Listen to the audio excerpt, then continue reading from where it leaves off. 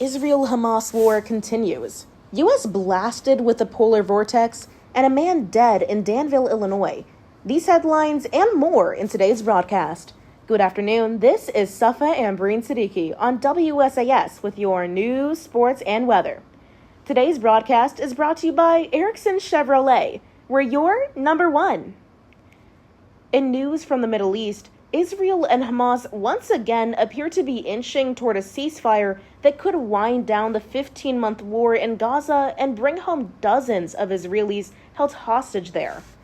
Both Israel and Hamas are under pressure from outgoing U.S. President Joe Biden and President-elect Donald Trump to reach a deal before the January 20th inauguration. But the sides have come close before and only to have talks collapse over various disagreements.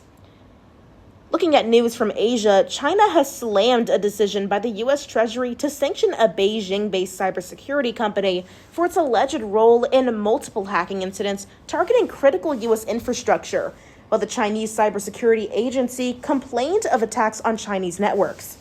Asked about the sanctions against Beijing-based Integrity Technology Group, a Chinese foreign minister spokesperson said the country has cracked down on cyber attacks and that Washington was using the issue to defame and smear China. Flying back to the States, the U.S. was blasted with ice, snow, and wind on Monday as the polar vortex that dipped south over the weekend kept much of the country east of the Rockies in its frigid grip, making many roads treacherous, forcing school closures, and causing widespread power outages and flight cancellations. The immense storm system brought disruption to areas of the country that usually escape winter's wrath. Looking at Minnesota, the Minneapolis City Council on Monday approved an agreement with the federal government to overhaul the city's police training and use of force policies in the wake of the murder of George Floyd.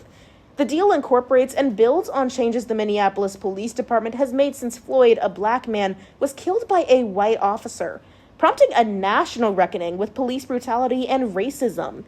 The 171-page agreement, filed in federal court shortly after the council voted 12-0, was approved. In local news, a 28-year-old man from Danville has been arrested in connection to the death of a man from Champaign.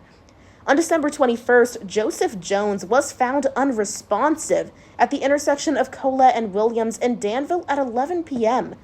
At the time, police said Jones had more than one gunshot wound and was pronounced dead at the scene.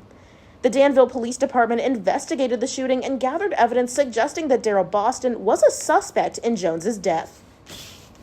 Finally, on the public health scene, the Illinois Department of Public Health is asking residents to stay vigilant against the rise of norovirus.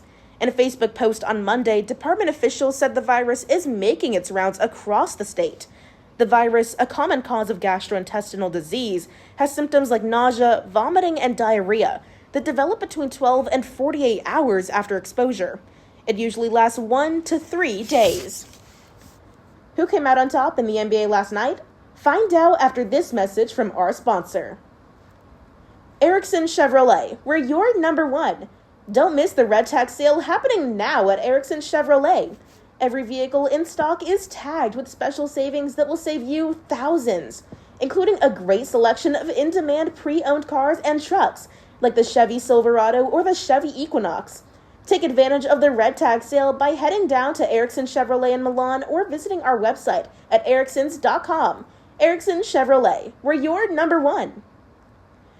And we're back with your NBA scores. The Minnesota Timberwolves clawed their way to victory against the LA Clippers, 108-106.